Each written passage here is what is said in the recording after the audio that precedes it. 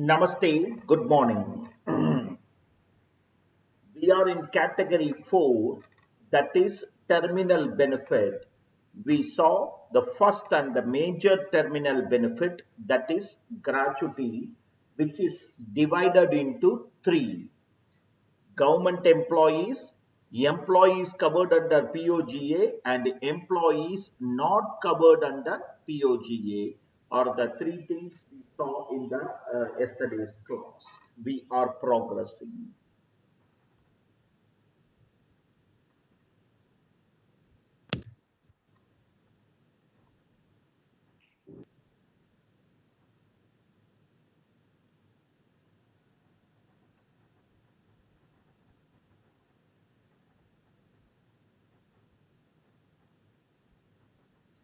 Terminal benefit number 2, pension. Terminal benefit number 2, pension. Okay. So this is nothing but periodical payment after retirement of an employee. Periodical payment, that is, after retirement, the employee gets this periodically. Okay. Periodical payment after retirement of an employee. Periodical payment after retirement of an employee. That is what is known as pension. It comes to you regularly, often, okay? Periodical payment after retirement of an employee.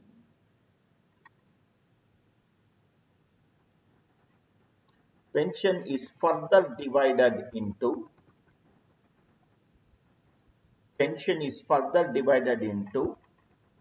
commuted pension and uncommuted pension.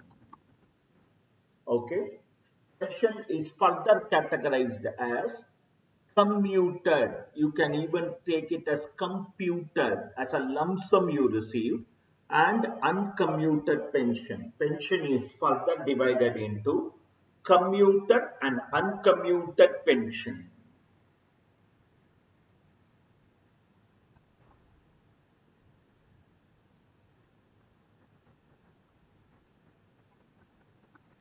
Uncommuted pension. This is received periodically. Majority of the times this is received monthly. Okay, and it is fully taxable. Okay, uncommuted pension is received monthly, my dear friends, and it becomes fully taxable. Uncommuted pension is received month on month. It is received monthly and it becomes fully taxable. Uncommuted pension is received monthly and it becomes fully taxable.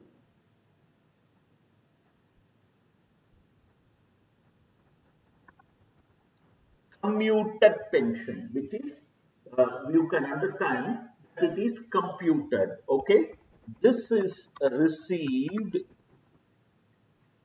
in lump sum. Okay, this is received in lump sum as one-time payment. They will receive some percentage of pension. They will receive it as one-time payment. Okay, this is received lump sum. Section 10, subsection 10A provides for exemption. Okay, section 10, subsection 10A provides for exemption of commuted pension. Uncommuted pension, which is received monthly or periodically, is fully taxable, whereas commuted pension, which is received as a lump sum, enjoys the exemption under section 10, subsection 10A. For government employees, whole of the commuted pension is exempt.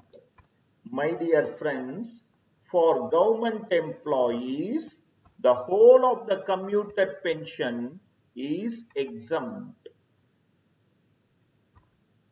for government employees, the whole of the commuted pension is exempt. It is not taxable for them, for government employees.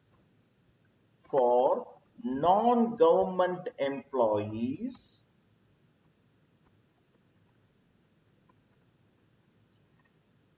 exemption is as follows. For a non-government employee,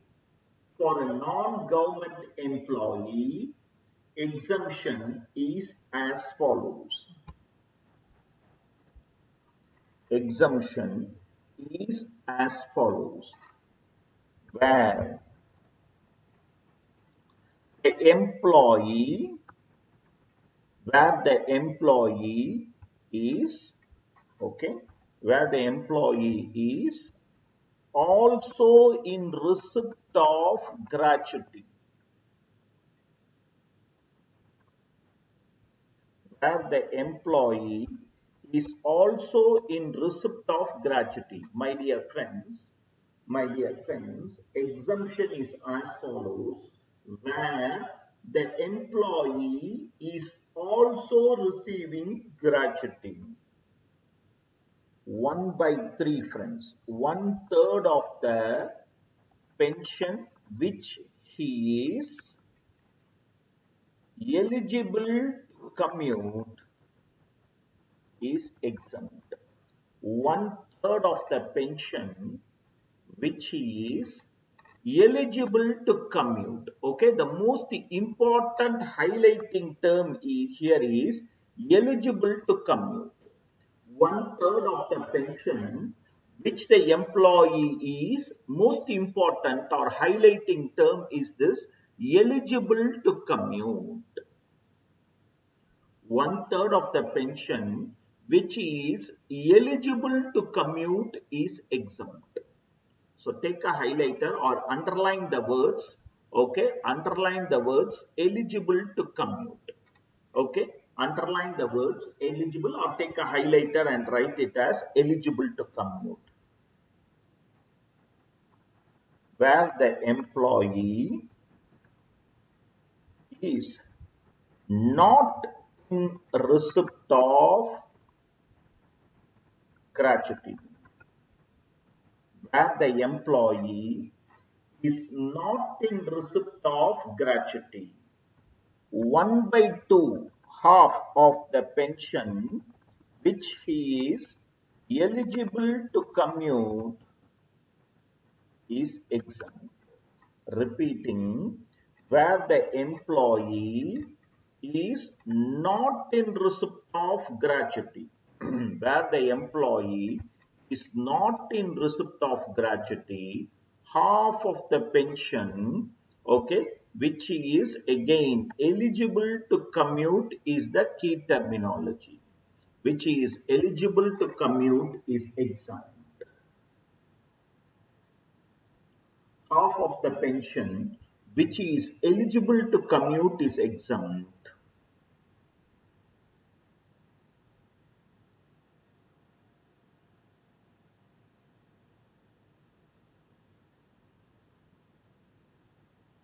Note, eligibility is always 100%. Note, eligibility is always 100%. Read through.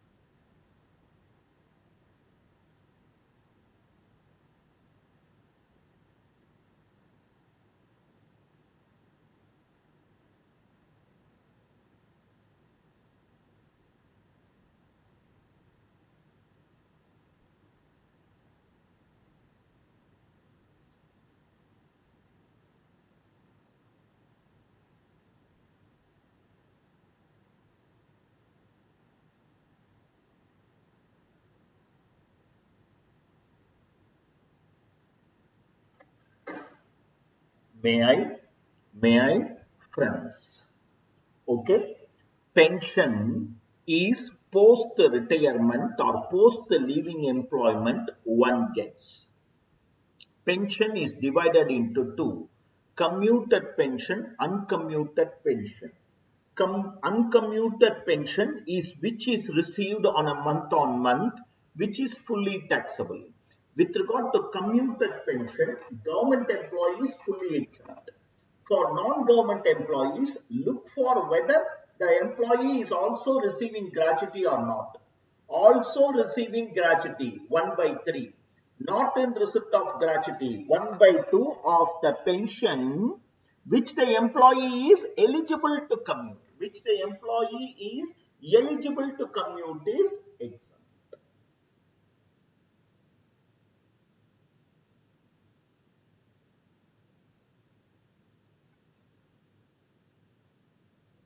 To your practical notebook, heading pension. Your practical notebook, heading is pension.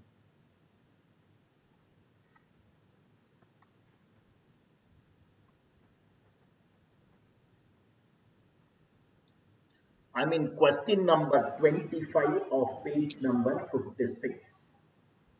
I am in question number 25 of page number 56.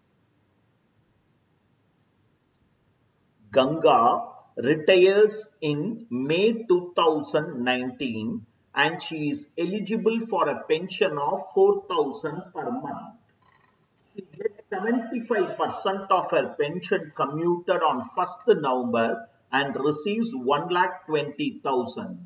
Compute exempt and taxable. A if she is in receipt of gratuity. B if she is not in receipt of gratuity.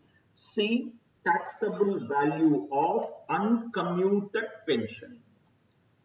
Repeating the question, Ganga retires on, let us take it as in the material, please change it. Ganga retires on 31st May 2019. Let's give the date also. Ganga retires on 31st May 2019 and she is eligible for a pension of 4,000 per month. She is eligible for a pension of 4,000 per month. She gets 75% of her pension commuted on 1st November and receives 1,20,000.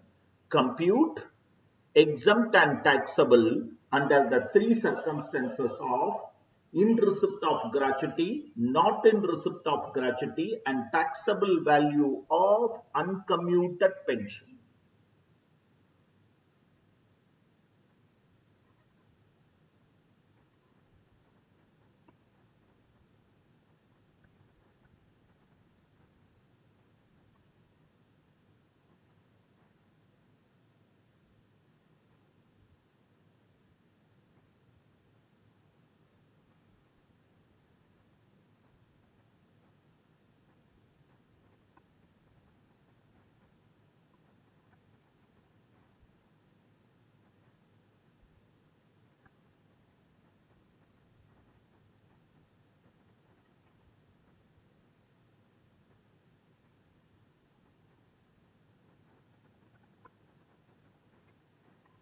Okay.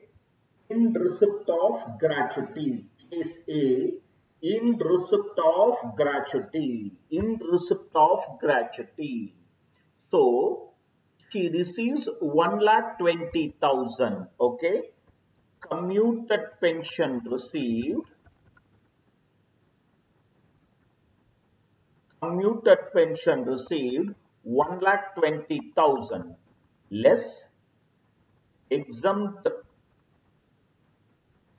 under section 10 subsection 10A less exempt under section 10 subsection 10A.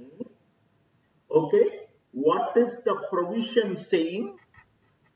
Divya, can you unmute yourself and tell me what is the provision saying if the assessee is in receipt of gratuity?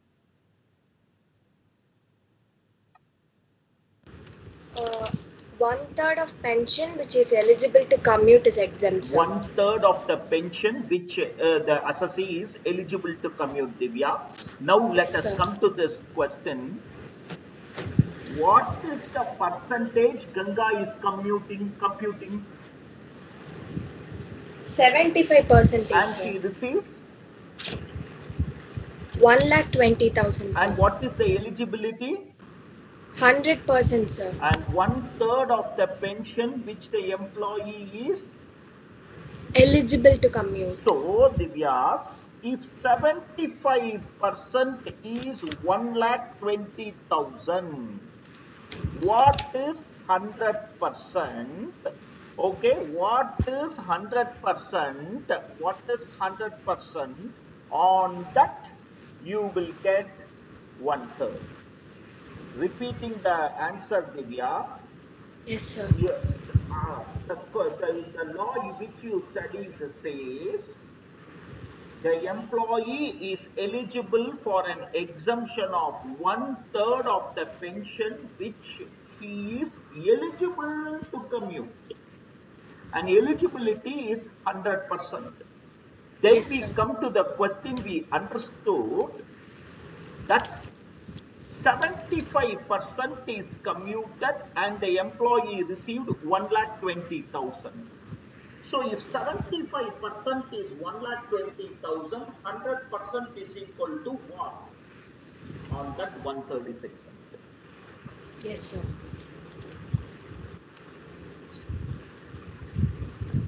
1,20,000 divided by 75 into 100 into 1 by 3.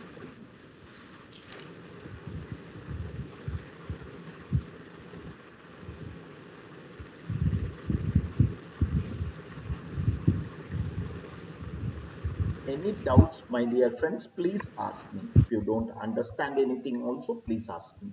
The law says one third of, that's why we underlined the term, we highlighted the term, one third of the pension or 1 by 2 of the pension which the employee is eligible to commute. The terminology eligible, it is not, if it is one third of the pension which employee receives, then it becomes 1,20,000 into 1 by 3. No, the law does not say one third of the pension or half of the pension which the employee is receiving. What the employee would have received. Okay, so eligible to commute. Always in the examination or in the question, they will give you the percentage and the amount received. If this is the percentage received for this amount, what would be 100% on that 1 by 3 or 1 by 2 as the case may be. Any doubts, please ask me.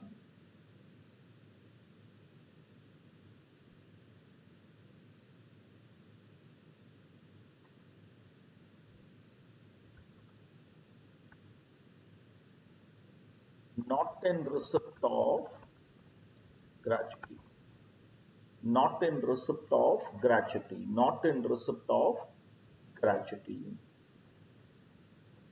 Commuted pension received is again 1,20,000.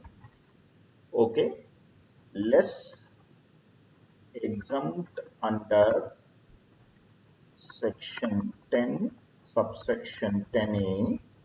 My dear friends, okay, the same computation 1,20,000, then 100% is equal to what? Then 100% is equal to what? Into 1 by 2. Into 1 by 2. My dear friends, the same computation, only the number changes. Okay, it is 1, not 1 by 3, it is 1 by 2.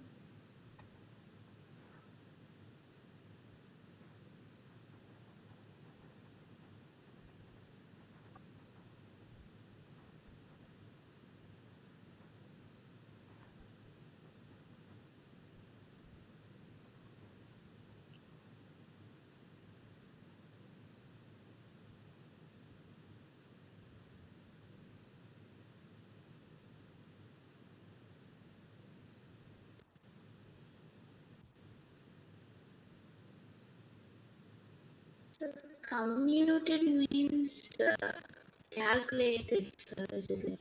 Can you repeat the question? What is commuted, sir? What is commuted pension? Commuted pension means received in lump sum instead of receiving it periodically. I am eligible for a 10,000 pension per month. I have an option of receiving 10,000 month on month, or I can receive it in one lump sum, a part of the pension. So I will always opt a part of the pension, I will receive it in month, and other part I will receive it in monthly installments.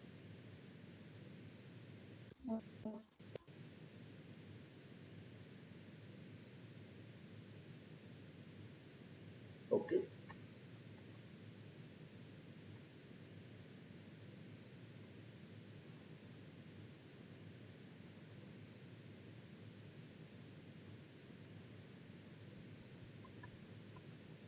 Uncommuted pension. You see, uncommuted pension. Here I require your understanding, one time understanding, and you will be very clear with that. Okay, first listen, then we can take it down. First listen, we can then take it down. Okay. Uncommuted pension is received periodically and it is fully taxable. Understand? Uncommuted pension is received periodically and it becomes wholly taxable. Keep this in your mind. I am progressing. Keep this in your mind and I am progressing. My dear friends, my dear friends, the question says Ganga retired on 31st May and she is eligible for a pension of 4,000 per month. And she is eligible for a pension of 4,000 per month. Other things being constant, no other information given. Please understand. No other information given. From June to next March, she will receive pension every month of 4,000. 4,000 into 10, 40,000 taxable. Other things being constant with no other information being given, it is a very simple computation. 4,000 per month into April, May, we leave it, other 10 months into 10 months, 40,000, it will become taxable. But other things are not constant in this. So let me go on a slow basis. Retires on 31st May. You have to listen, then we can take it out. Okay, friends. June, July, August, September, October. June, July, August, September, October. Up to this, nothing has happened. Every month she will receive 4,000 as pension. June to October, okay, 4,000 into 5 she will be receiving. Okay, she will be receiving 4,000 into 5, 20,000. June to October, no issues at all, my dear friends. She will receive pension month on month, 4,000 into 5, 20,000. And on 1st of November, what she does is she commutes 75% of pension. She commutes 75% of pension. You can see in the question, on 1st of November, she gets 75% of her pension commuted. So, on 1st of November, my dear friends, she commutes 75% of pension. Okay. Therefore, uncommuted part becomes 25%. Therefore, uncommuted part of the pension is now only 25%. She has commuted 75%. The uncommuted part is 25%. November, December, Jan, Feb, March. Okay, from November to March, she will only receive 4,000 into 25%, that is 1,000 per month. I am repeating, Other things being constant, she should have received 4,000 every month for 10 months. But here there is an issue. What is the issue? Other things are not constant. During the course of the year, she has commuted a part of her pension. So now only the other part remains uncommuted. So for June to October, she would have received 4,000 every month. On 1st of November, she has commuted 75%. So the uncommuted part comes to 25%. 25% of 4,000 becomes 1,000. So 1,000 into 5 months. November, December, Jan, Feb, March. Okay. So 1,000 into 5 months, that becomes 5,000. Okay. Taxable uncommuted pension. This is what you should have received. Okay. It will be 25,000. Any doubts, please unmute and ask. Sir, total amount of pension eligible 1,60,000 தானா sir? இல்ல இல்ல ராஜா இல்ல இந்த commutation is not on the basis of total pension. The commutation is based upon an annuity table. Okay, that will keep on varying. That they consider what will be the average lifetime span, etc.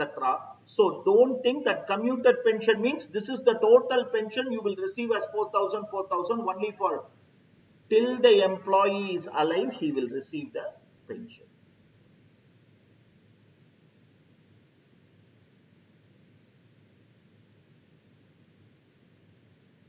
Please read through.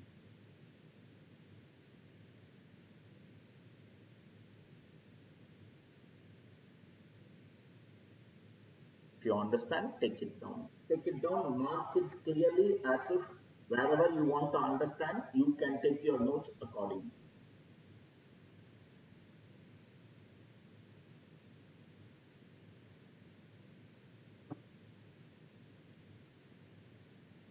Sir,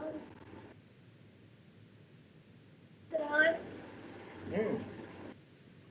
why the amount of commuted pension is comparatively very high than uncommuted pension?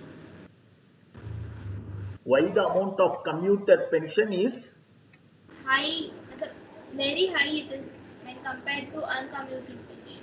because now you can see, suppose the employer saves 3,000 per month for the rest of the life of the employee. So employee is commutation is not an advantage for the employee. It is an advantage for the employer. You should not commute.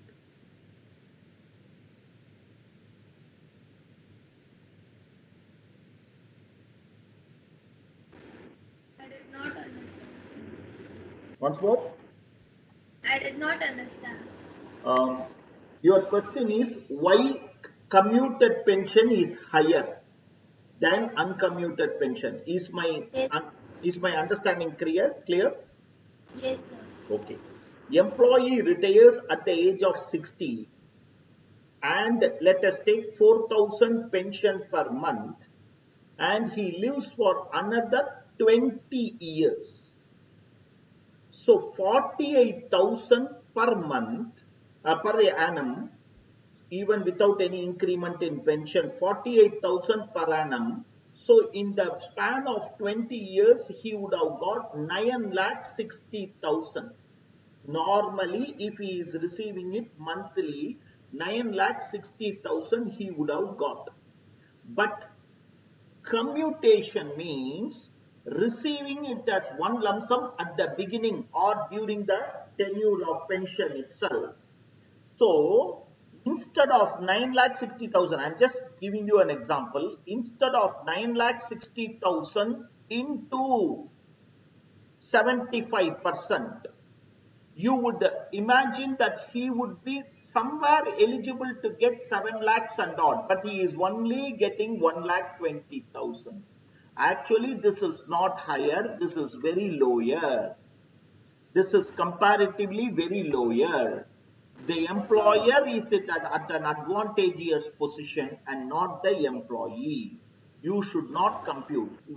Plainly looking, you will see that 1,20,000 is receiving it in 1 year itself.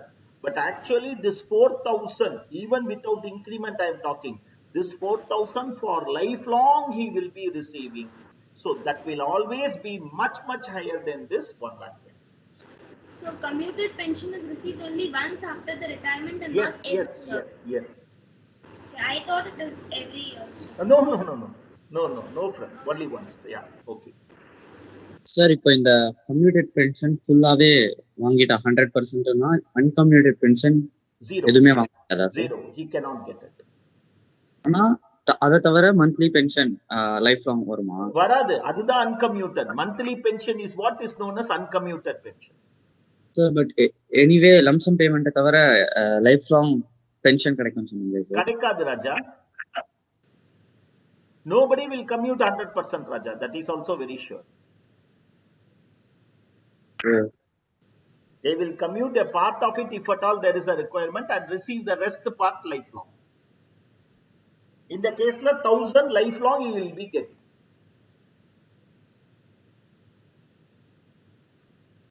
அப்போ அந்த 1,60,000 தாண்டியும் போலாமே sir? Yeah, I am not saying 160 is not the limitation. He made the mistake of commuting and receiving 120. Had he not commuted, he would have got even 10 lakhs. But by commuting, he did a mistake. Commutation should not be made. That will not be, that's not a good practice. Yes, sir. So how by commuting he got only so much 1,20,000, but he has to get 10 lakhs, sir. If he has commuted earlier, then he'll get. I'm just saying 10 lakhs as a chumma or amount. I'm just saying 4,000 every month he will be receiving. At least for next 20 years, if he is receiving, he would have got somewhere around 9,60,000. By doing that, 75% of it he has already lost it. 25% of 960 should have been somewhere around 750, but he received only 120. That's what I'm trying to explain. So earlier No, your voice is breaking. The earlier commutation, the amount we received. Actually, can you text me?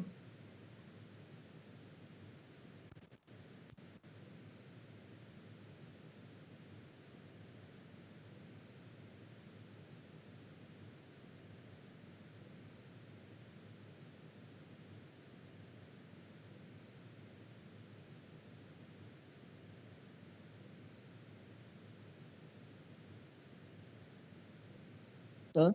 Yeah. Sir, so that 1,60,000 is the base amount which the employer would be giving as pension, sir? No, sir. No, 4,000 per month. Then 1,60,000 is for what purpose? It is sir? an annuity table computation. Don't worry about it. That is only for commuted pension calculation. Okay, sir.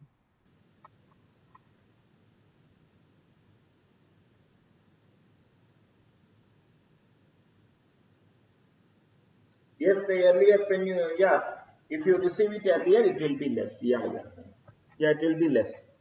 Don't worry about this. Nobody, it is just for tax provision, you are understanding. Taxes computing the exemption in a particular manner, and that doesn't mean that is the total amount he will receive and all. No, it is not so.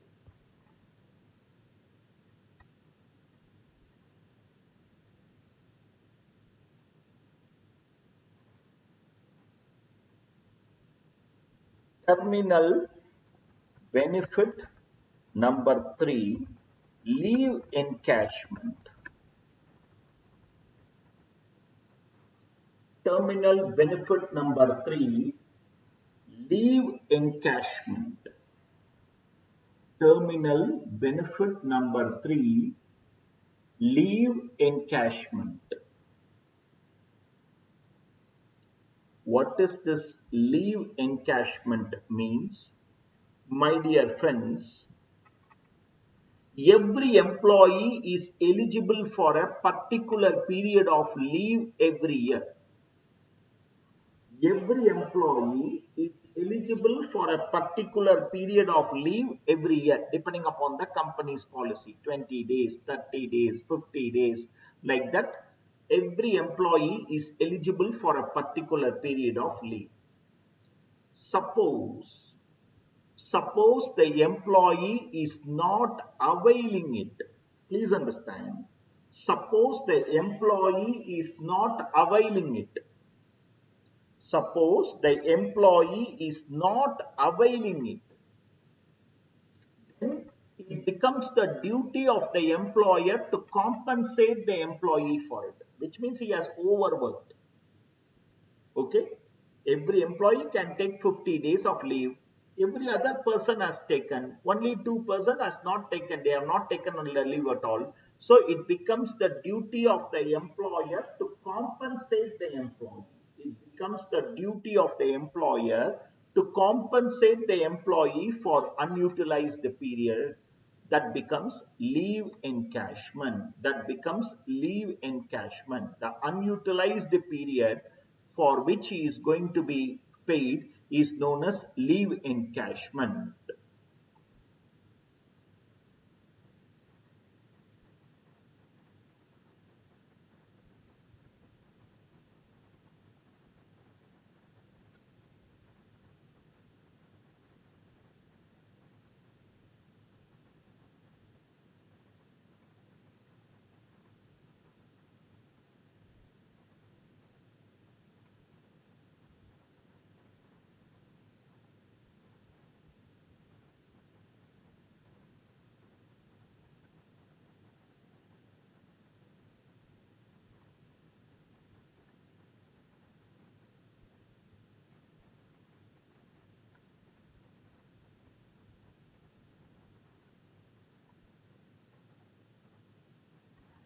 Every employee is eligible for a particular period of leave every year.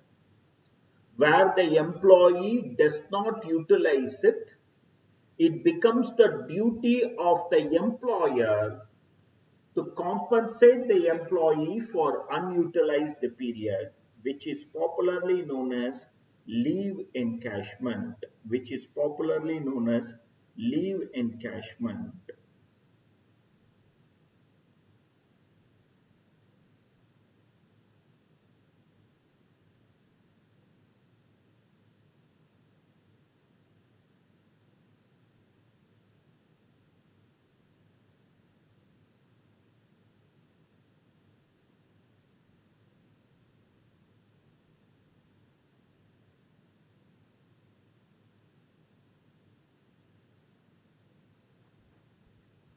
Which is popularly known as leave encashment.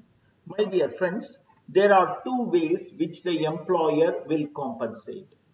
Okay, year on year I compensate. This year you are eligible for 50 days, you only took 30 days, for the remaining 20 days I will compensate. This is not terminal benefit. Terminal benefit is paid at the time of leaving employment. So this is not terminal benefit, it will become fully taxable. Where compensation is paid periodically, then it is not a terminal benefit, hence it becomes fully taxable. Where compensation is paid periodically, my dear friends, where compensation is paid periodically, that is on a year basis they will pay it. Okay, this is what majority of the company follow. So it will not be treated as a terminal benefit. So it will become fully taxable. It will become fully taxable. Where leave is accumulated and paid at the time of leaving employment, then it is a terminal benefit. Okay. The second one is I am not paying it periodically, I allow it to accumulate. So the employee has worked 15 years. Each year 50 days he is eligible to avail. So totally 750 days he could have availed. he has only availed 300 days. For the remaining 450 days, I should compensate. Then it is known as a terminal benefit, where it is accumulated and paid at the time of leaving employment. Then it is popularly known as terminal benefit. Then it is known as a terminal benefit. Okay, section 10, subsection 10 AA specifies the exemption. Okay, section 10, subsection 10 AA specifies the exemption for that. My dear friends, okay, where the leave is accumulated and paid at the time of leaving employment, then it is a terminal benefit. Section 10, subsection 10 AA comes to your rescue, which specifies the exemption. Which specifies the exemption.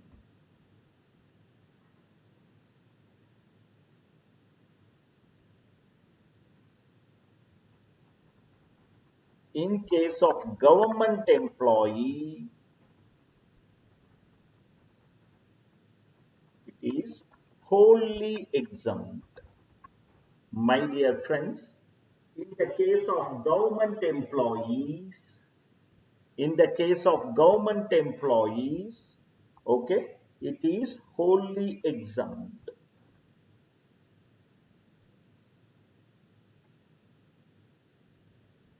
In the case of government employees, it becomes wholly exempt, my dear friends. In the case of government employees, the entire leave encashment is exempt. In the case of non-government employees, the minimum of the following is exempt. In the case of non-government employees, my dear friends, the minimum of the following, okay, whichever is less, okay, actual received 10 into average salary, which has the same meaning like gratuity, not covered under POGA, the same meaning of salary and average salary, 10 into average salary, leave encashment, recomputed on the basis of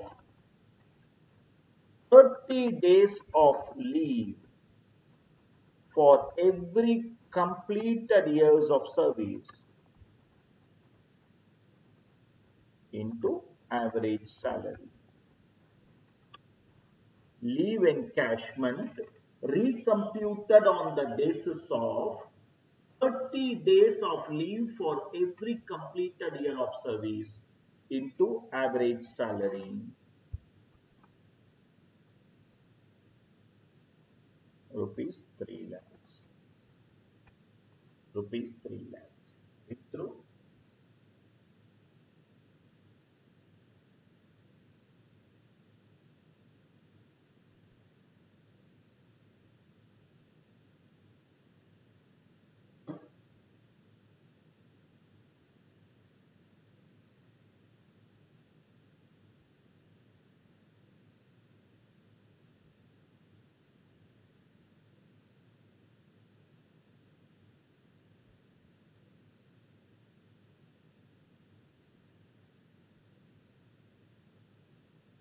Friends.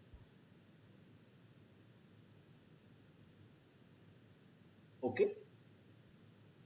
In the case of non-government employee, the minimum of the following is exempt. What are all they? Actual LA received, 10 into average salary, average and the salary is same like POGA, not covered under POGA. Fourth is 3 lakhs. The third gets interesting. In the third, the income tax law says ignore your company's policy. Ignore your company's policy. Please understand. In the third category, the income tax law just says, boss, ignore your company's policy. I will give you a policy. You are eligible for 30 days of leave. You are eligible for 30 days of leave every year. You are eligible for 30 days of leave every year. What is your unutilized leave into average salary? Leave encashment recomputed on the basis of 30 days of leave. Whatever may be your company's policy, I am not worried. You are eligible for 1 month of leave every year. So what you have availed, this is your eligibility. Less availed will give me unavailed period into average. So here it is income tax law which is giving a policy saying I will ignore your company's policy and recompute your leave encashment according to this policy.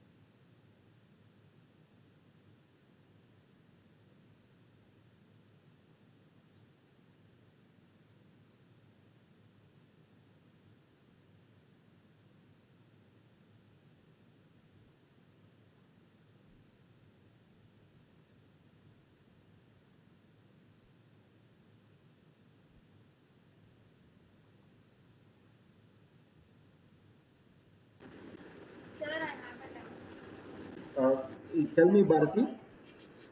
Sir, when we saw in perquisite, only if it is a perquisite, it is taxable. Then here, when it is not a terminal benefit, why do we tax it? Actually, in perquisite, what you saw is leave travel concession. That and this are two different things. Leave travel concession is where the employer meets the personal expenditure of employee. Here, you are over. It is like overtime allowance. That is, you are overworked. I'm liable to pay that, and this has nothing to do with that. On the first No, hand. Second. no, that is not my doubt. My doubt is like when compensation is paid periodically, it is not considered as a terminal benefit. Then why do we tax it if it is not a terminal benefit? Why then? Why do we tax it when it is not a terminal benefit? I have also the same answer to give you. That since it is not a terminal benefit, I will tax it. Only if it is a terminal benefit, only if it is a lump sum, I am ready to give you some exemption. But if it is received periodically, you are anyhow receiving it, pay the tax. Will be the department or will be the act's perspective.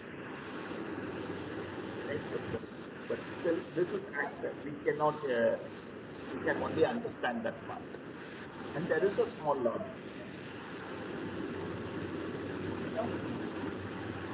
Question number 26 in page number 56.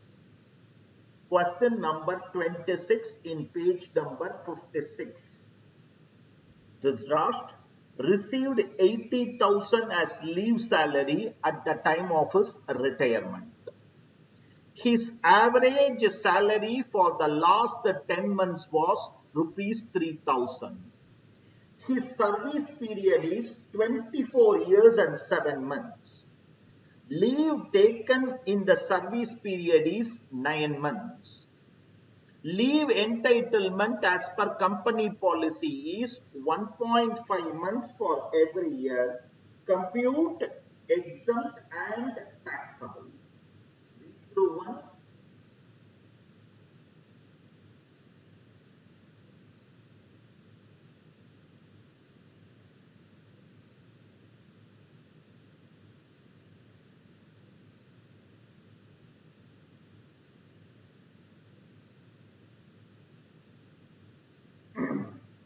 Repeating. Employee receives 80,000 as leave salary at the time of retirement. The average salary of the last 10 months was 3,000. He has served for 24 years and 7 months. During the service period, he has taken 9 months. Leave entitlement as per company policy 1.5 month for every year. Compute, exempt and taxable.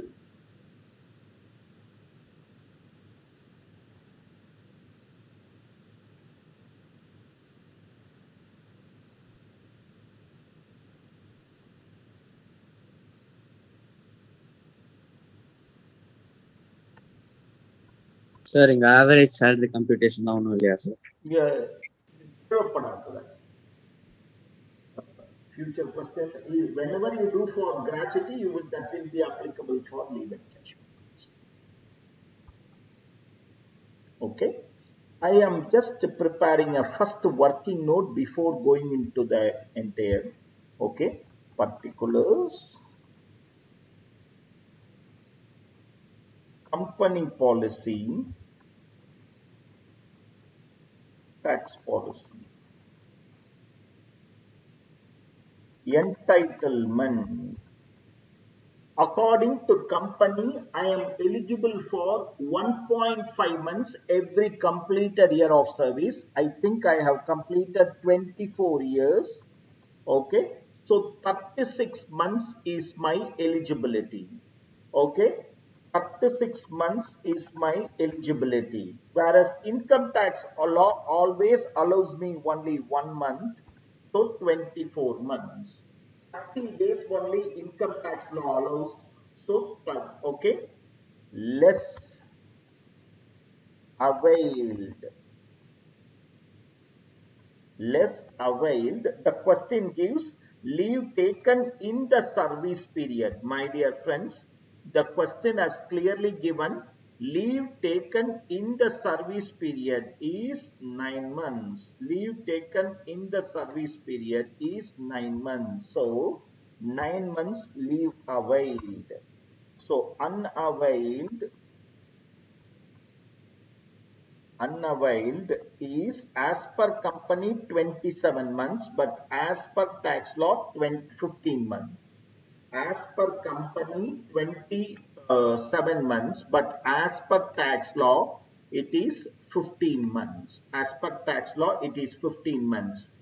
Do you think that we are anywhere going to use company's policy? Do you think that we are anywhere going to use company's policy, my dear friends? Is it relevant for us?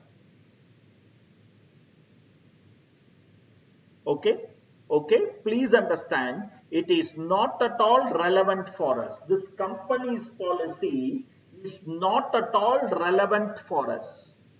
Company's policy is not at all relevant for us. Then why did I work it out? In this question, they have given this directly. In this question, they have given it directly.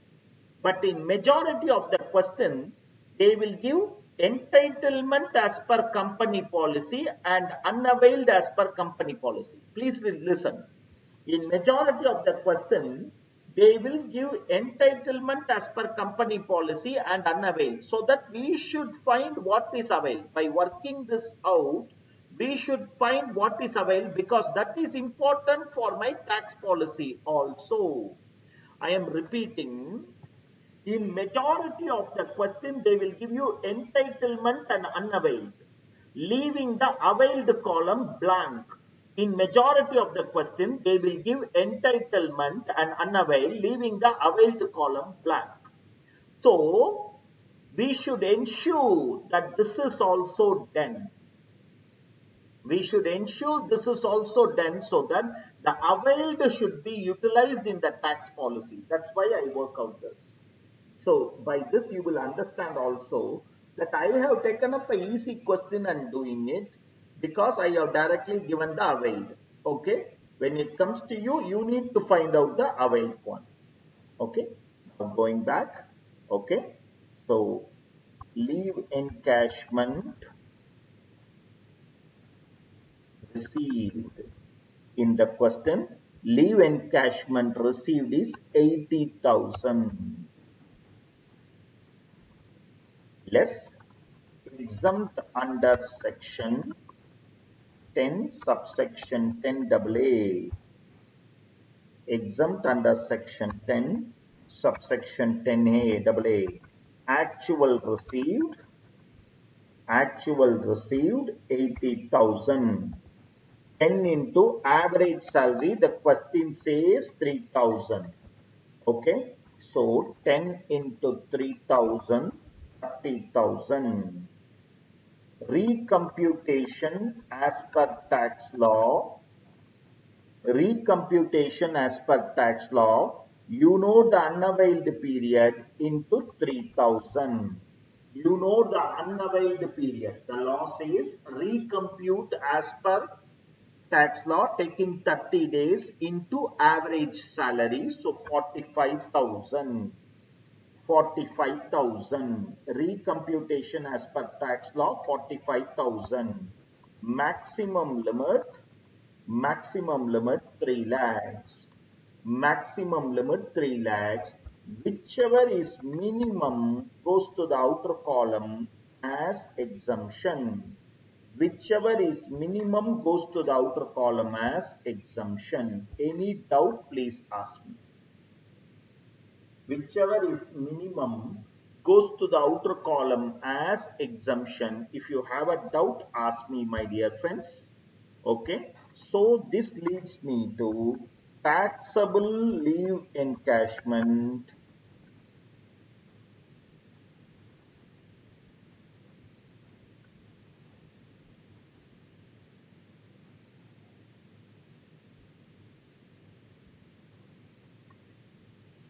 Taxable leave encashment 50,000.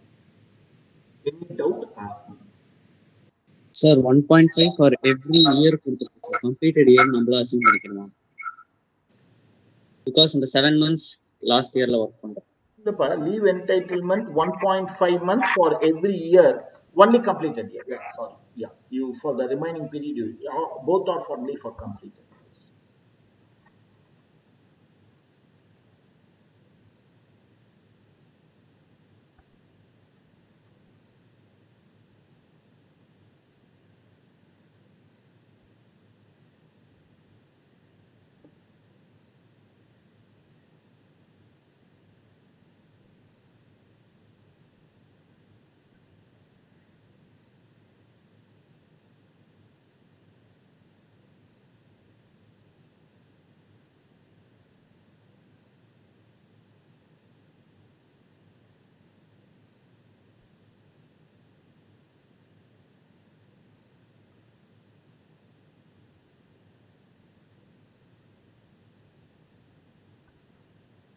Friends, try out the 27th question. Try out the 27th question, please.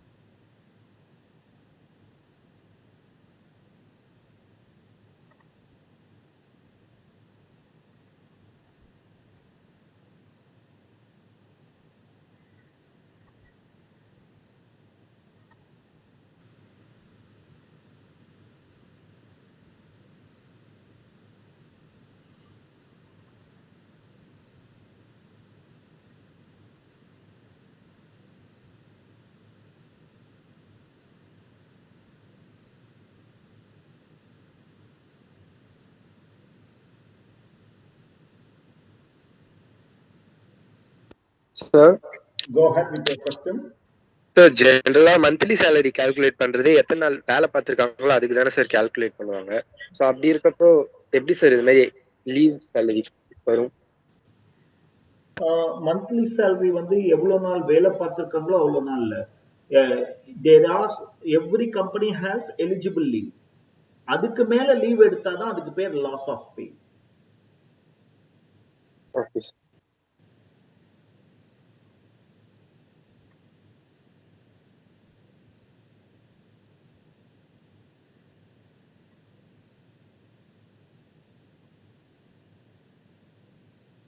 Any doubts, please ask me.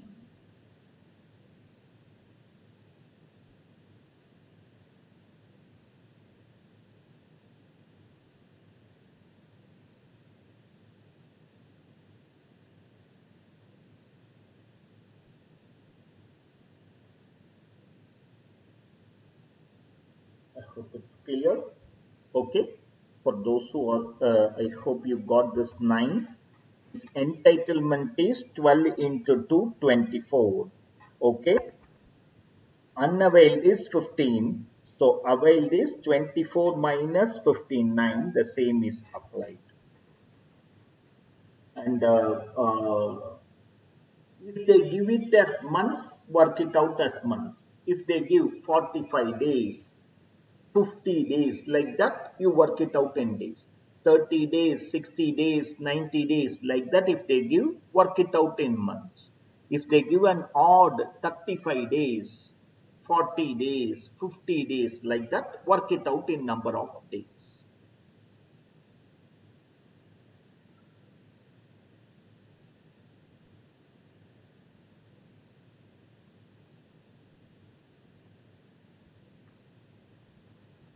Terminal benefit number 5. Terminal benefit number 5, my dear friends. Terminal benefit number 5. Okay, this is retrenchment compensation. This is retrenchment compensation. Terminal benefit number 5, retrenchment compensation.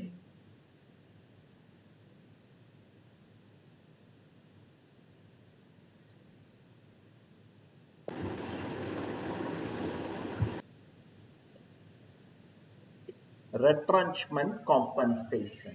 What is this retrenchment compensation? Okay, friends, I have already told you in accounts itself. I told you we people are very good in jargons. We keep on developing jargons for everything. Okay, retrenchment means dismissed, taken out of employment. Okay, so we are just glorifying the term retrenchment. Okay, so retrenchment means he is dismissed, he has done some mistake. Okay, so he has been suspended or removed from the organization. So if somebody comes and tells you that I'm retrenched, don't tell them that oh, congratulations, I know you deserve it. Don't tell you. Okay, so retrenchment compensation. So the employee immediately approaches a court under industrial dispute law.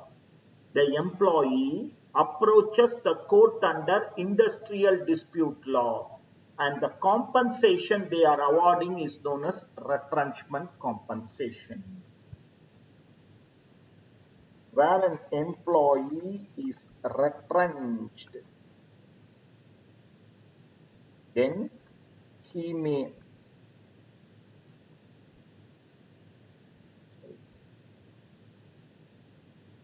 approach the court under industrial dispute law.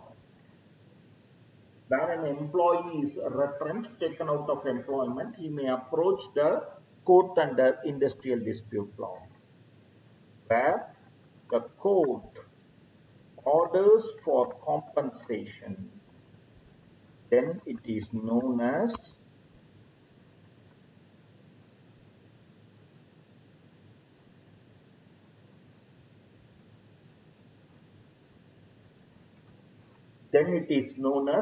retrenchment compensation, where the court orders for compensation to be paid. It is known as retrenchment compensation. According to section 10 subsection 10b, according to section 10 subsection 10b, retrenchment compensation is exempt up to rupees 5 lakhs. Retrenchment compensation is exempt up to rupees 5 lakhs. Not a popular provision, don't worry. Not a popular provision, okay. Retrenchment compensation is exempt up to rupees 5 lakhs. So, if the company sends out a person, then it is known as retrenchment. The straight opposite, if the employee says that enough, I am going out of employment, it is known as voluntary retirement. The straight opposite is terminal benefit. It should be 4, right? Sorry. It should be 4. Terminal benefit number 5, voluntary retirement scheme. Terminal benefit number 5, VRS. Voluntary retirement scheme, popularly VRS, okay. Voluntary retirement scheme. When an employee voluntarily opts out of employment in a scheme,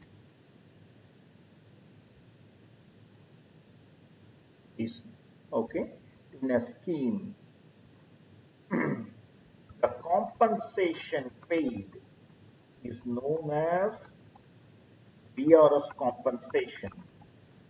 If an employee voluntarily opts out of employment in a scheme of voluntary retirement, okay, so the compensation paid is popularly known as VRS compensation, voluntary retirement scheme compensation.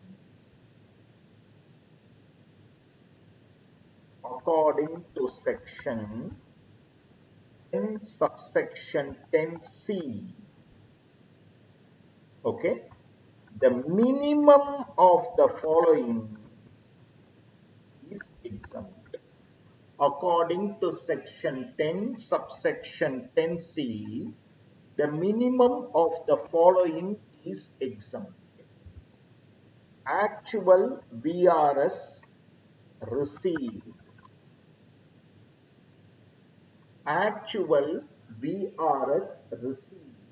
Okay.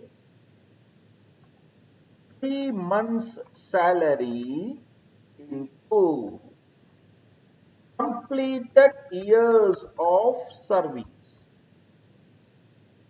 Repeating, 3 months salary into completed years of service.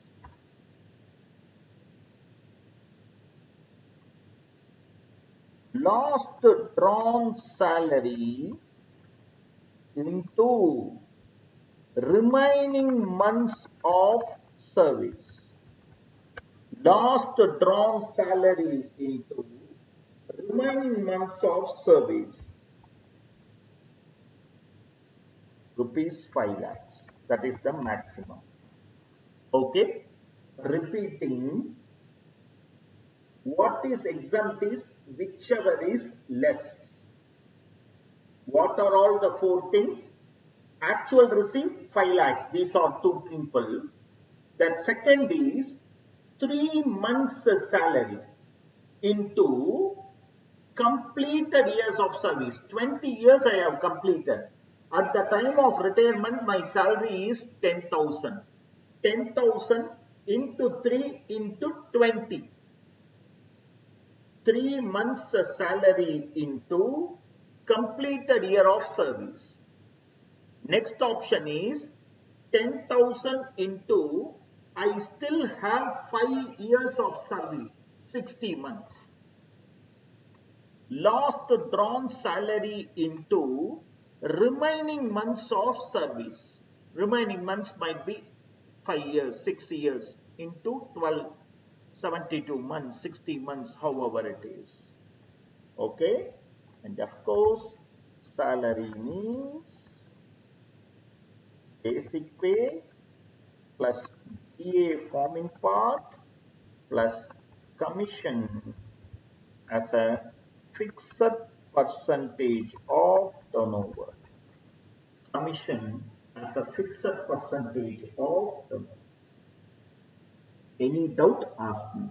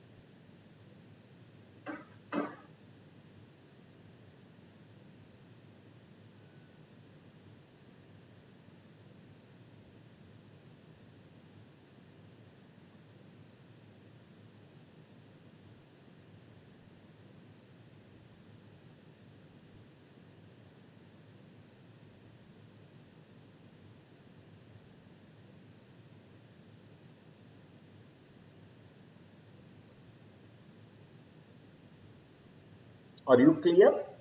Basic pay plus DA forming part plus commission as a fixed percentage of turnover, and we compute like this.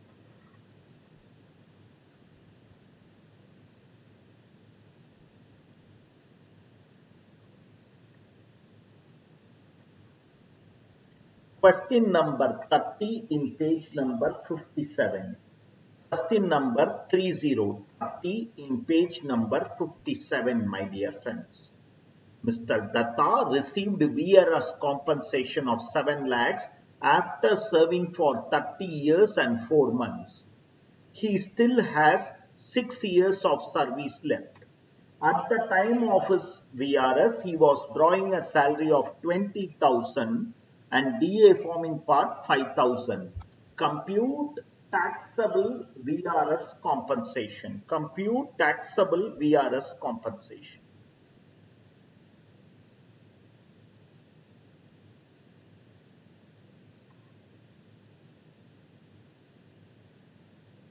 Try it out, please.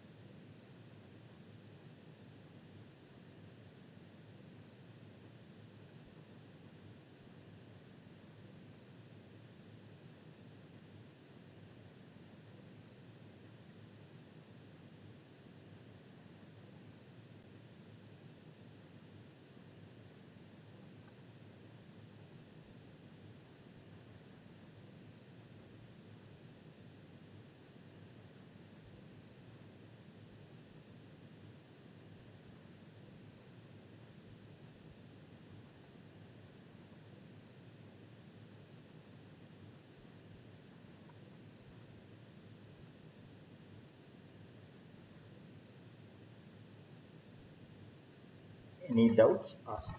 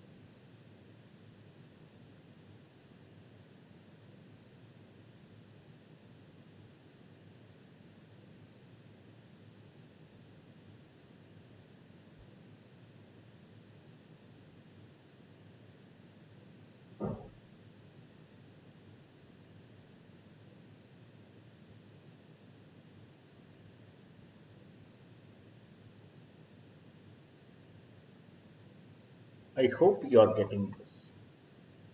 I hope you are getting this.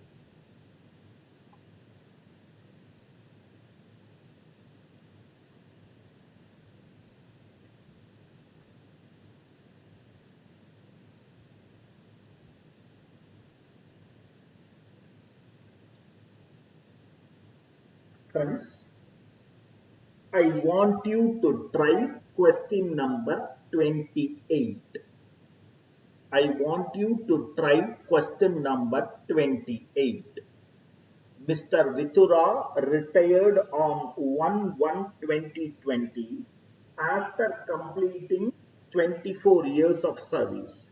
Basic pay at the time of retirement 25,000, DA 100% of basic pay, 40% forms part. The last increment was 2,500 with effect from 1/7/2019. He is entitled for a pension of 7,000. On 1st Feb 2020, he commutes 50% of the pension and received 3 lakhs. He received gratuity of 11,20,000. He received leave encashment of 40,000 for accumulated leave of 240 days of leave computed on the basis of 40 days for every year. Compute taxable gratuity, commuted pension, uncommuted pension and leave encashment. Compute taxable gratuity, commuted pension, uncommuted pension and leave encashment. I know it will take 15-20 minutes to complete this question. Take your own time. Take your own time. Do it neatly. Take your own time, nothing wrong. Take your 15-20 minutes also to complete the question, but do it neatly.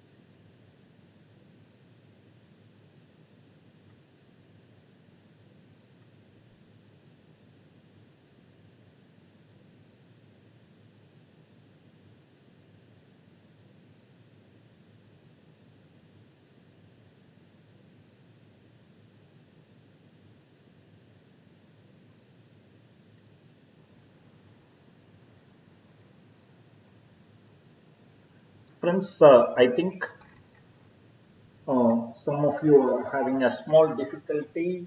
I'm happy that you are all trying. Okay. In some cases, I find the gratuity a little wrong. Can you please look into average salary neatly again?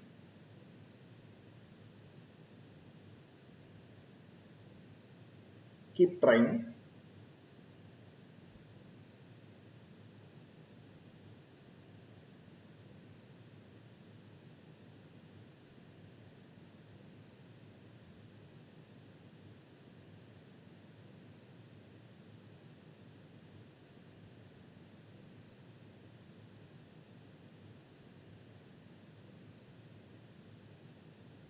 Sir, gratuity is covered under payment of.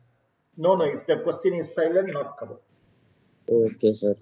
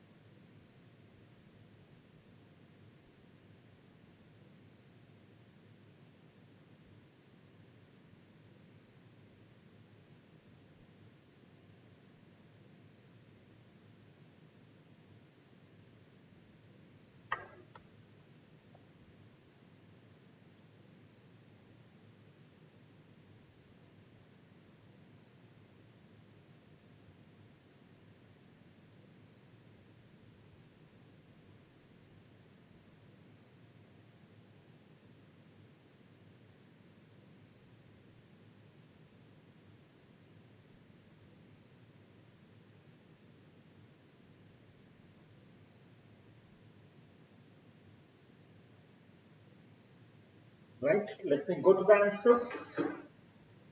Let me go to the answers, friends. That was a good attempt by many of you. Very good. I'm very really happy. Okay. Our average salary comes to 33,600. How I got 33,600 is I got the increment from 1/7. I got the increment from 1/7. So July, August, September, October, November, December. Okay, or the 6 months where I will have a pay of 25,000. So remaining 4 months I will have 22,500. Accordingly, DA will change. My average salary comes to 33,600. My average salary comes to 33,600. The taxable gratuity is 7,16,800. The taxable gratuity is 7,16,800. Commuted pension 1 lakh. Commuted pension 1 lakh. Uncommuted pension, many of you have, those of you who worked correctly also the quantum, worked sometimes for 12 months. Sir, he is retiring on 1st of January. Jan, Feb, March, 3 months only you should work. 3 months only you should work. Some of you have worked for 12 months also. So look at the answer. For January, he will get it fully. For Feb and March, he will get only 50%.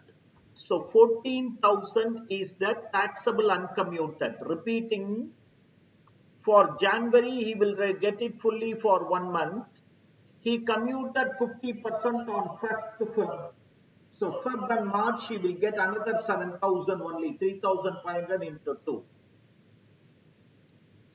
Leave encashment, majority of you have worked it correctly.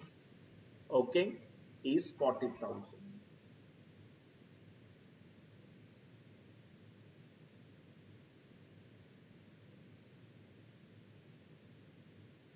There is no leave pending.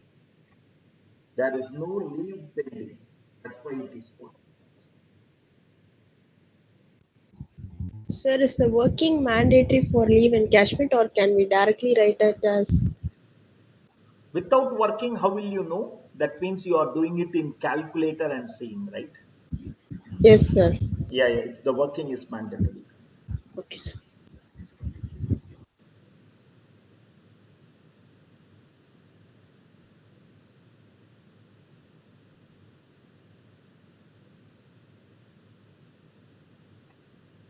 Any doubt, I will clarify.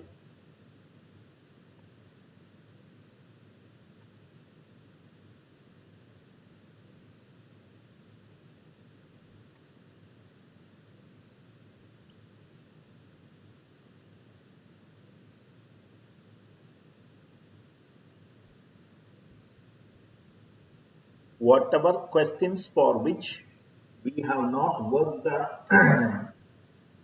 answers in the classroom, you will find it in this Excel sheet today. I have to work 2 more questions. I will do the working and upload the Excel sheet in our Google Classroom.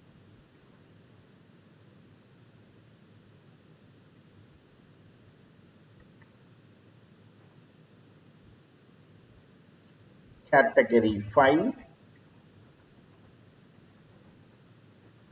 profit in lieu of salary. Profit in lieu of salary. Profit in addition to salary. That's what it means. It technically means in addition to salary, something which I am getting, which is what is known as profit in lieu of salary. There is no specific list here. This is just residuary to keep it safe. Okay?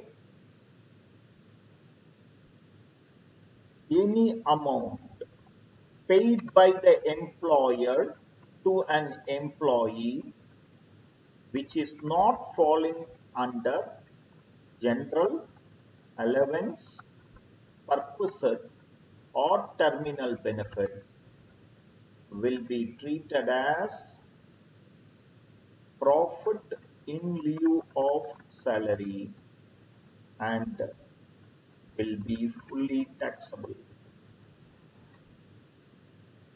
Any sum, my dear friends, any sum paid by the employer to an employee, any sum paid by an employer to an employee, which is not falling under the other four categories, which is not a general allowance, perquisite or terminal benefit. Any sum paid by an employer to an employee, which is not falling under the other four categories, will be treated as profit in lieu of salary, and that will become fully taxable.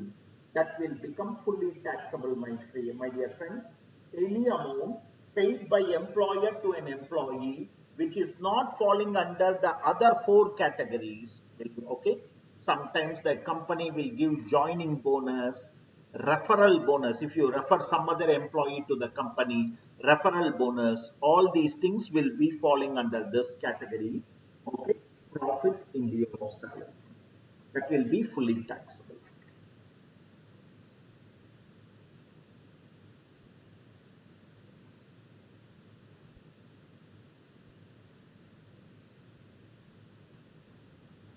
Deduction under section 16.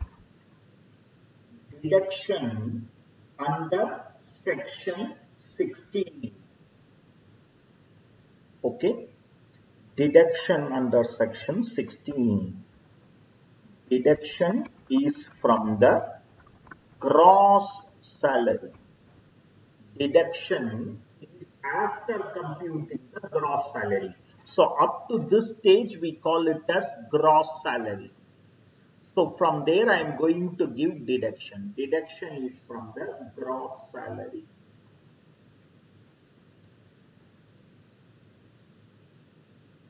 Section 16, subsection 1, standard deduction. Section 16, subsection 1, standard deduction. Gross salary or rupees 50,000, whichever is less. Gross salary or rupees 50,000. This is a sort of an amendment which you had. Okay, gross salary or rupees 50,000, whichever is less. So you can take it as rupees 50,000 standard deduction. All people will get this. Standard deduction, all people will get this.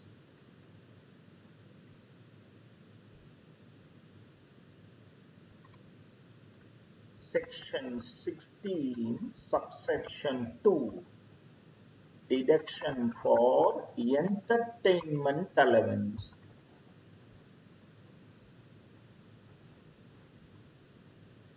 Deduction for entertainment allowance.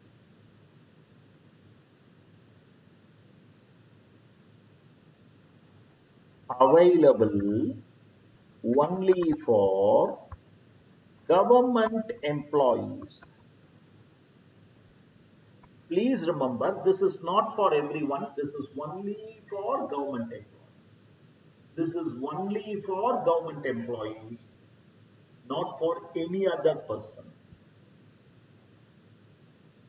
Deduction is minimum of the following. Actual entertainment allowance received. Actual entertainment allowance received. 20% of basic salary. 20% of basic salary. Rupees 5,000 per annum. rupees 5 actual entertainment allowance received, or 20% of basic salary, or rupees 5,000 per annum. Whichever is less is exempt, is allowed as deduction. Is allowed as deduction. Basically, entertainment allowance is fully taxable. So, in the allowances, I will tax it. Later, if he is a government employee alone, I will provide this deduction. Otherwise, it will remain as fully taxable.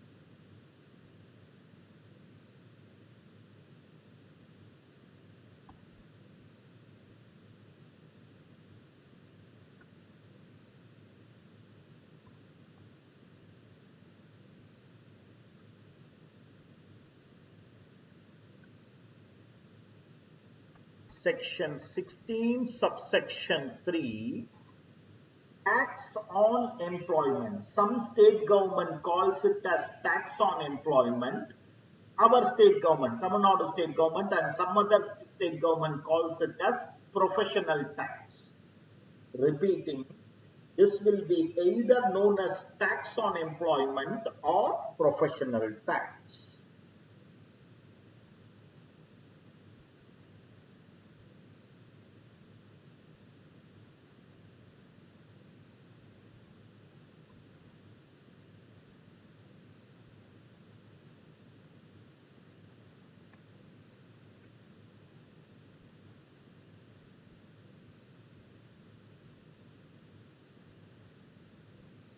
This is levied by the state government, and the actual amount recovered from employee's salary will be allowed as deduction. The actual amount recovered from employee's salary will be allowed as deduction. The actual, whatever is the actual amount recovered from employee's salary is allowed as deduction. 3 deductions from the gross salary. Standard deduction, which is for all, 50,000.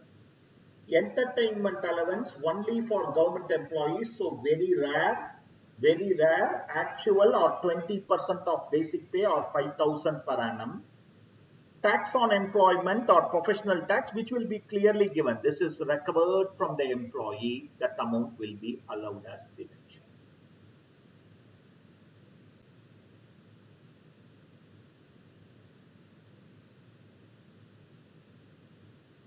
So if you allow the deduction, whatever I get is known as my taxable salary. Is known as my taxable salary. Repeating the whole thing, we categorize the allowances, we categorize salary chapter into 5 categories: general, allowance, perquisite, terminal benefit, PILS, profit in lieu of salary. The total of that is known as gross salary. 3 deductions maximum: standard deduction, deduction for entertainment allowance for government employees, professional tax or tax on employment. You will finally get the answer as taxable salary.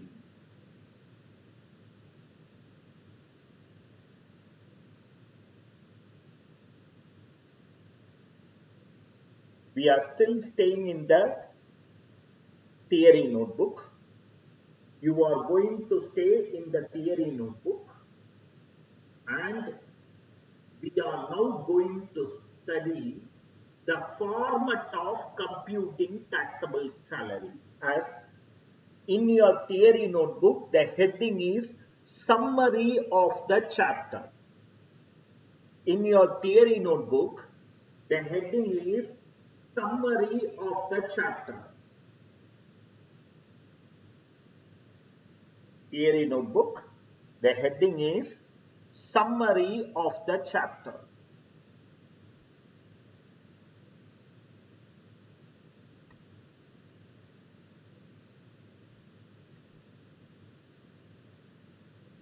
Computation of taxable salary.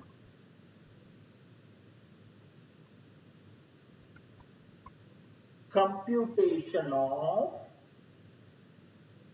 taxable salary.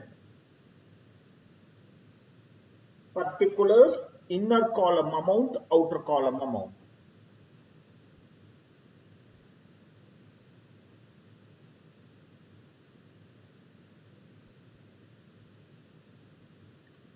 Okay. Draw neat lines approximately for two sides.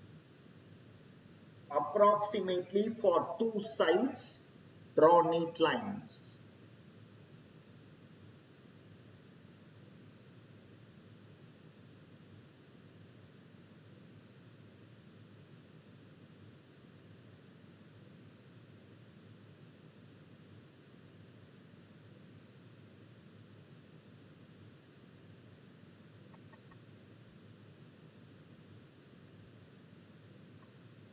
Roman 1, General. Roman 1, General. Basic pay.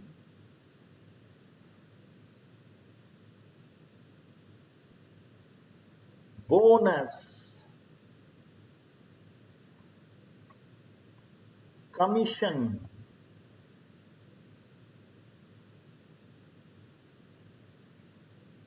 Incentive.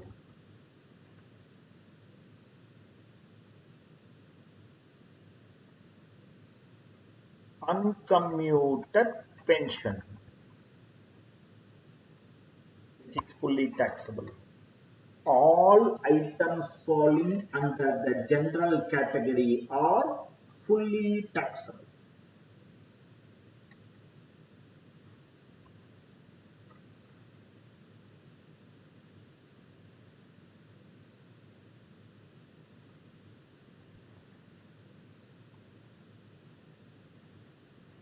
Roman 2, allowances.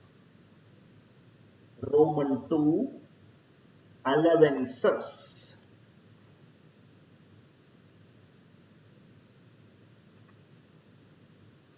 Dearness allowance, whether forming part or not. Forming part is only for working note, we all know now, fully taxable. CCA, City Compensatory Allowance, fully taxable.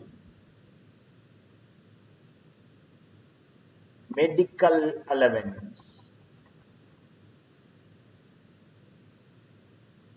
lunch allowance, transport allowance,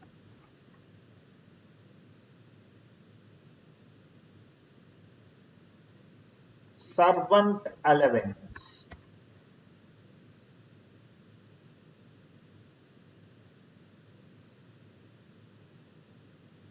entertainment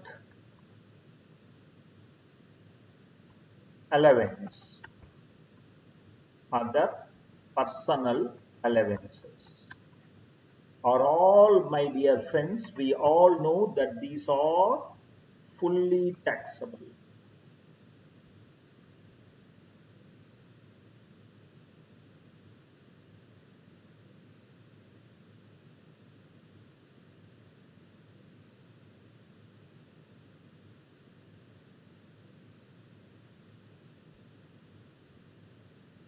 Progressing. House rental allowance, the amount in the inner column less exempt under section 10 subsection 13a, the amount in the inner column within bracket, the net amount will go to the outer column. The net amount will go to the outer column. The net amount will go to the outer column. Sham Ganesh.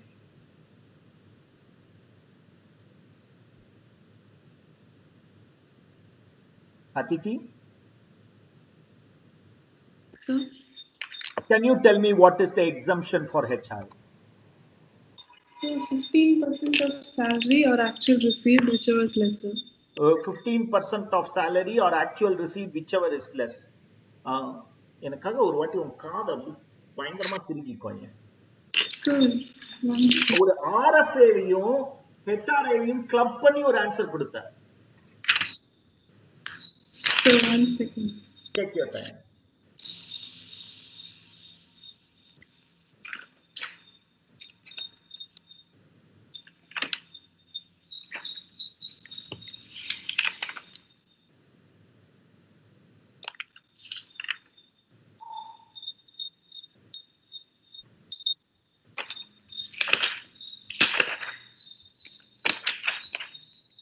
So yes, sir, I got confused with both sides.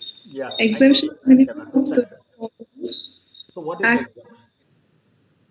Actual HRA received or rent paid in excess of 10% of salary or 50 or 40% of salary. So the exemption is, my dear friend, actual HRA received or rent paid minus 10% of salary or 50% of salary if it is in metro, 40%. Whichever is less is exempt, the balance becomes taxable. Children education and hostel allowance. Children education and hostel allowance less exempt. Okay, less exempt. The net amount goes to the outer column. The net amount, my dear friend, goes to the outer column. Children education and hostel allowance, okay, less exempt. The net amount goes to the outer column. Neela, if you are there, can you unmute and tell me the exemption amounts?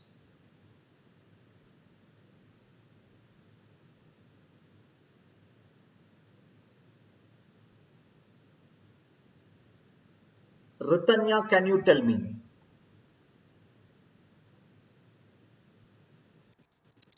For education, it is 100 per month for maximum of 2 children.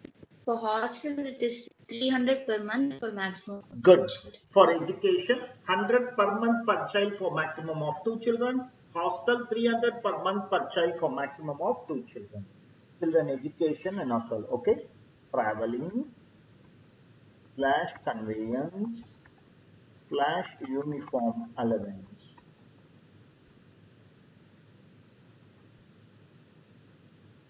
Less exempt.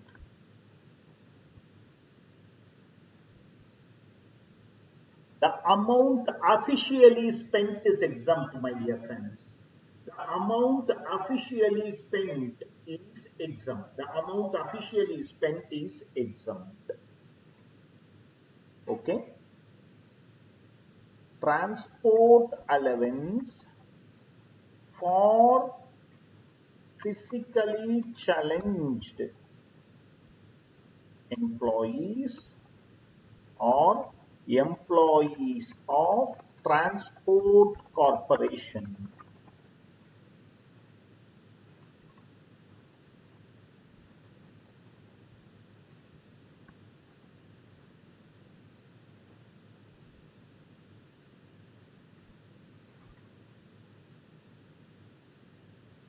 Okay. If the employee is physically challenged, 3,200 per month is exempt. For transport corporation, 70% or 10,000 per month, whichever is less, is exempt.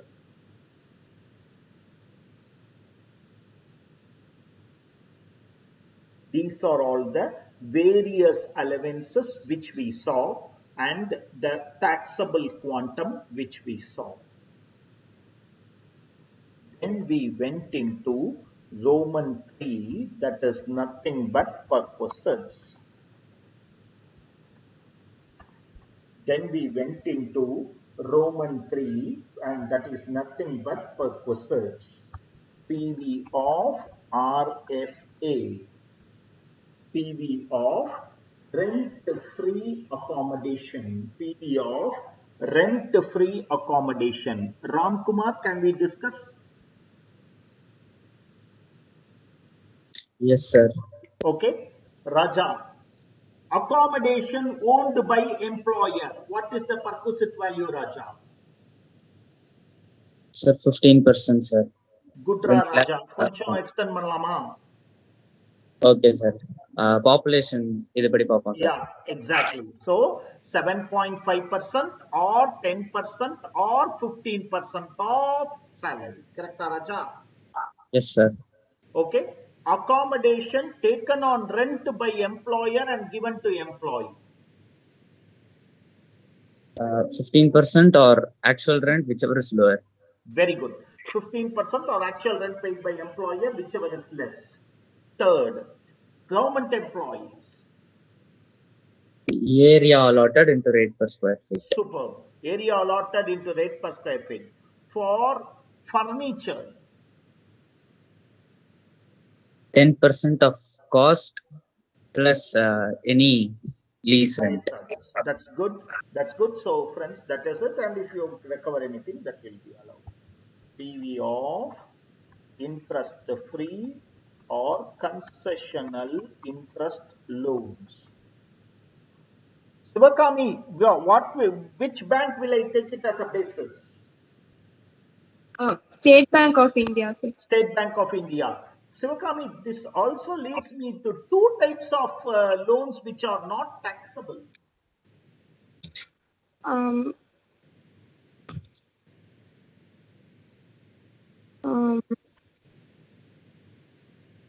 Not a problem. It is medical loans and small loans. Yeah, perfect. PV of monetary obligation of employee met by employer. PV of monetary obligation of employee met by employer. Varsha, are you there? Yes, sir. Varsha, monetary obligation of employee met by employer. There is one remembrance that we should make, that which is not taxable, which is not a perquisite. What is it, Varsha? Mobile phone bills, telephone bills, and brilliant. Internet. Okay, very good, very good. So that should not be taxable. Others are only taxable. PV of usage of movable assets. PV of usage of movable assets. Naji Nazim, can you unmute yourself? Sir. Usage of movable asset for laptop and desktop computers. No PV, sir. No PV. For other assets. 10%. 10% of what? Cost. Okay. Remember, my dear friends, it's cost. If they give you original cost and book value, please take only cost. PV of transfer of movable assets. PV of transfer of movable asset. I will help you, Darshit. Can you please unmute yourself? Yes, sir. For computers and electronic equipments, original cost minus depreciation at 50%. At the rate of 50%, and following words are also very important. For completed years. Completed financial years, right?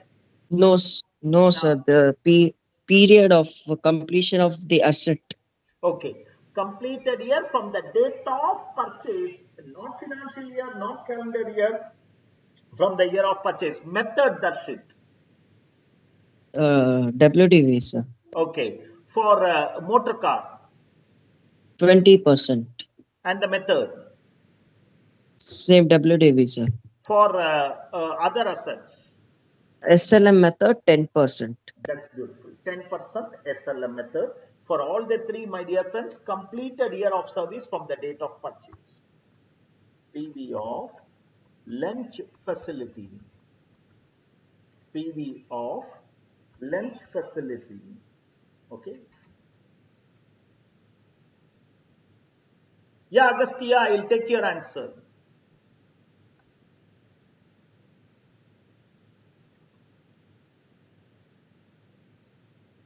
Lunch facility. Yeah, Ambika, I will take your answer.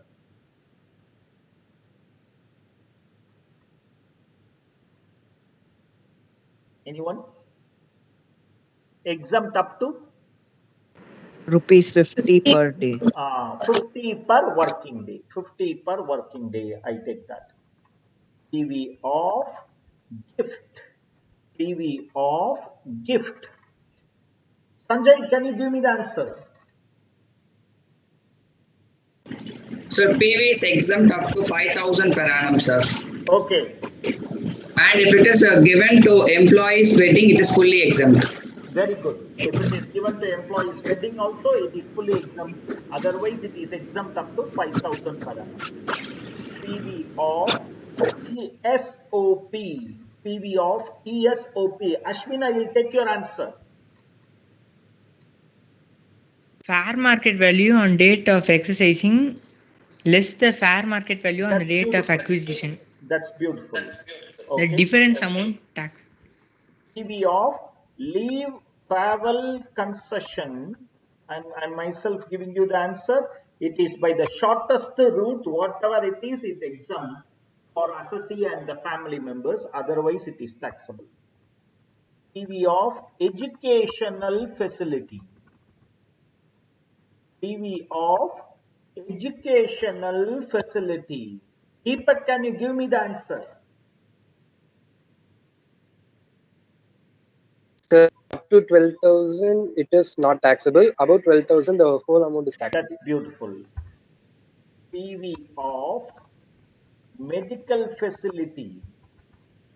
PV of medical facility.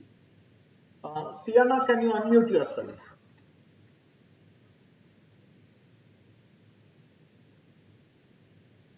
Not there. Deepti, can you unmute yourself? Yes, sir. Deepti, in 4 cases it is nil. Deepti, can you tell us? Yes, sir. If the employer takes the treatment in government hospital. We will understand it as employee. No problem. Go ahead. Okay, employee. Yeah. Next, if he takes treatment for a specific disease. Okay. And if he takes treatment in foreign country. Yeah, okay, due to lack of medical facility in India. And the fourth is employer owned hospital. Employer owned hospital. In these 4 cases, it is nil. In any other case, it is taxable. PV of motor car. PV of motor car. Bharati, unmute yourself, Bharati. Yes, sir. Car owned by the employer, expenses incurred by the employer, car is used by the employee. Fully official. PV is nil. Nil. Fully personal. Actual expenses incurred plus driver's salary plus 10% of cost of car. Partly official, partly personal. It is 1800 per month if less than or equal to 1600 cc and 2400 per month if it is more than 1600 cc, and PV of driver if provided it will be rupees 900 per month. Okay, the reverse option. Car is owned by the employee, expenses incurred by employer. Car owned by the employee, expenses incurred by the employer, partly official, partly personal. The actual expenses incurred less 1800 or 2400 per month as the case may be, less or That's beautiful. So, my dear friends, these are all the 12 different perquisites we saw in the classroom. These are all the 12 different perquisites we saw in the classroom, for which we now have a very reasonable idea as to how to compute. Okay, and then comes this in between terms called Provident Fund. Okay, excess contribution to RPF by employer in excess of 12% of salary. In excess of 12% of salary. Excess contribution to RPF by employer. The term excess means in excess of 12% of salary. excess interest credited hereby in excess of 9.5%. In excess of 9.5%, my dear friends. Okay. Contribution by employer to pension fund. All these three things, I will add it up. I will add it up, all these three things.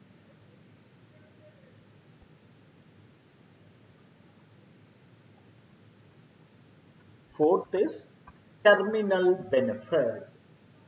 Fourth is terminal benefit. Terminal benefit. Gratuity inner column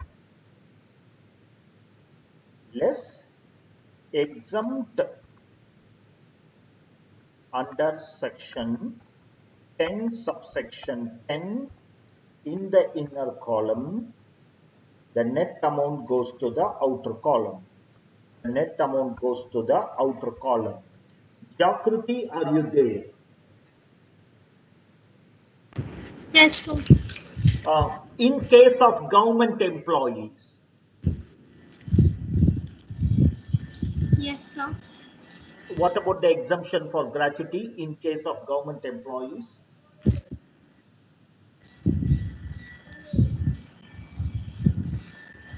So you want me to tell the exemptions, right? Yeah, I want you to tell the exemption. So gratuity paid to a government employee wholly exempt from tax. Wholly exempt. In case of employees covered under POGA. Yeah, so there are it's minimum of the following, which is actual gratuity received, then 15 days of salary for every completed year Don't let us, service. Jakriti, don't read it. Let us understand it. Don't worry. Actual received. Second is a formula. 15 by 26 into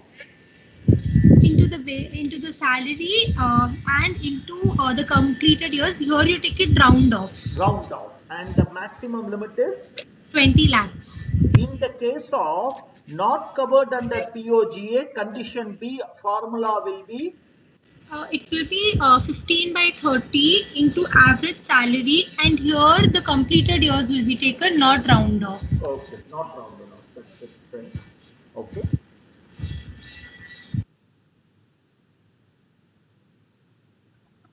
Commuted pension.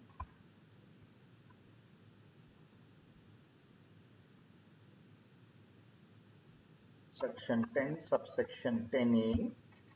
Okay.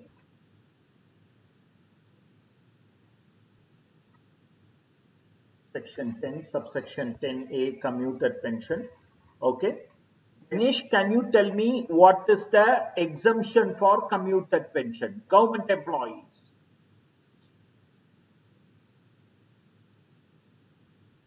Vijay, can you unmute? Yes, sir. Government employees. 1 minute. Commuted pension.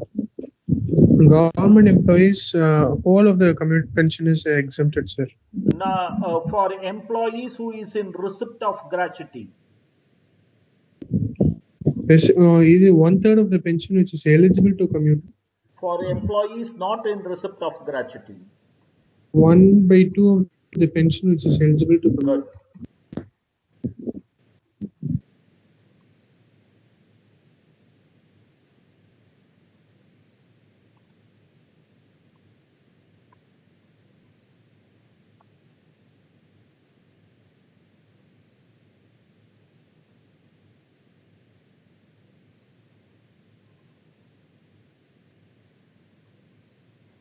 Naman, I will take your answer, Naman.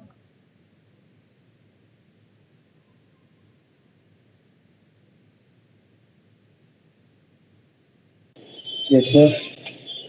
Leave encashment exemption for government employees. Government employees, just a second, sir.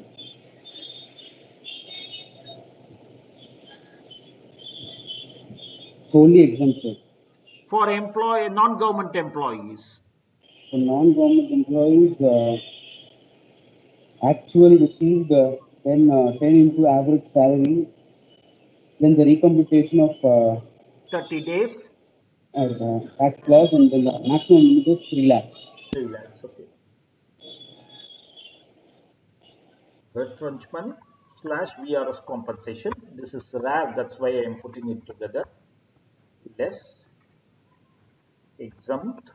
One is 1010A, 1010B, another is 1010C. Okay, both are rare, my dear friends. Okay, for VRS only the calculation is there. In both the cases, the maximum is 5 lakhs. In both the cases, the maximum is 5 lakhs.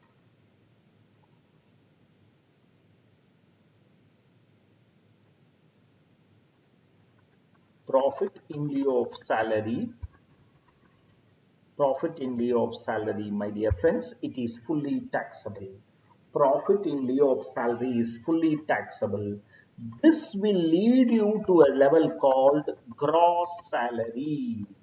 This will lead you to a level called gross salary. Okay, this will lead you to a level called gross salary. Deduction under section 16. The deductions are standard deduction, which we know you can claim up to 50,000. Okay, 50,000. Entertainment allowance. Okay, only for government employees.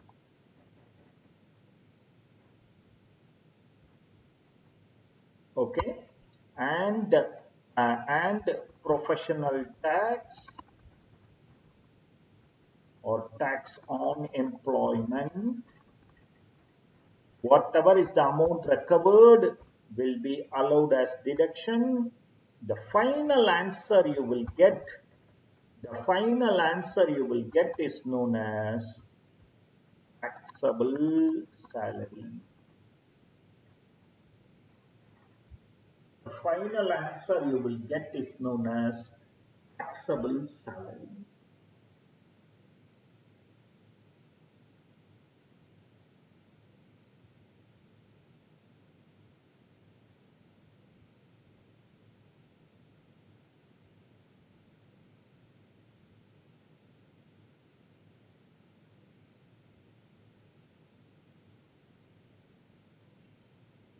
The final answer you will get is known as taxable salary.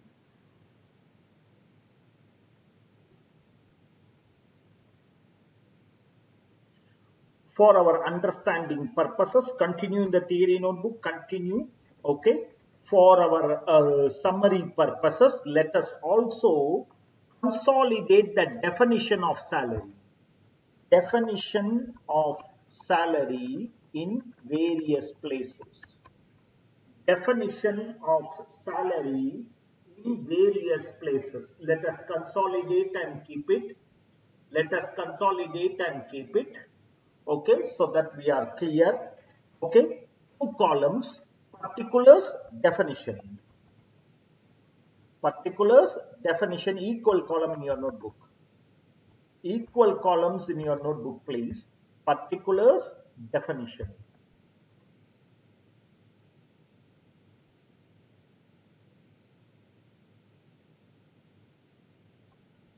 HRA,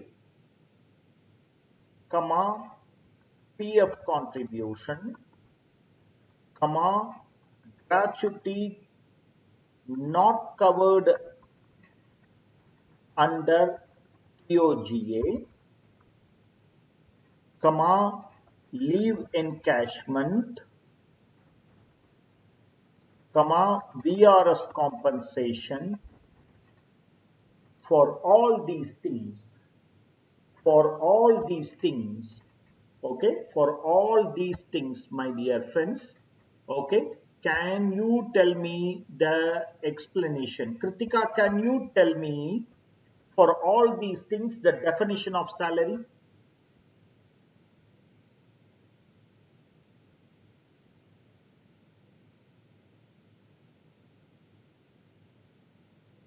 Ovia, can you tell me?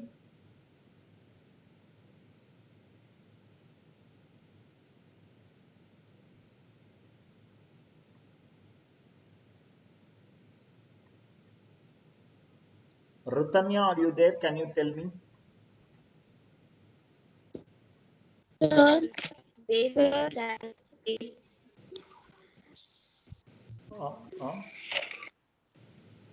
Sir, it's Ovia here. Yeah, tell me, Ovia. Sir, it's basic salary plus Basic dearness pay allowance forming part. Plus DA forming part. Commission as a fixed Plus percentage of turnover. commission as a fixed percentage of turnover. Commission as a fixed percentage of turnover. Gratuity covered under POGA. Very simple explanation. Basic pay plus full DA. Basic pay plus full DA. Gratuity covered under POGA. RFA, that is rent-free accommodation. Rent-free accommodation. Chandini, can you give me the explanation for this?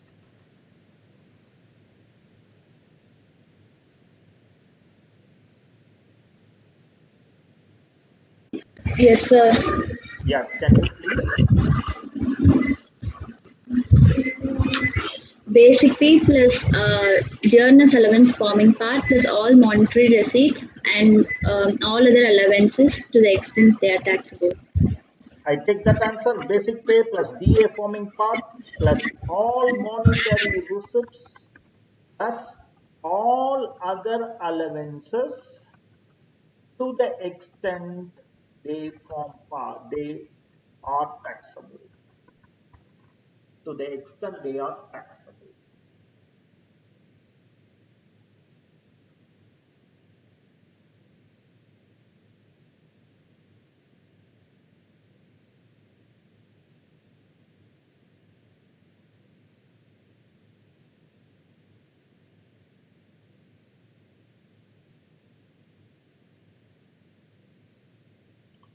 Basic pay plus DA forming part plus all monetary receipt plus all other allowances to the extent they are taxable. So this is the definition of salary at various places. We categorized into 5, we read it, we understood the perquisites valuation, we understood the various working notes that are examined, we understood the terminal benefits available, and finally we know that we have consolidated these things and kept it ready for our comprehensive working. My dear friends, let us take the break here because I don't want to take at the time of comprehensive working. Let us take the break here and time in my computer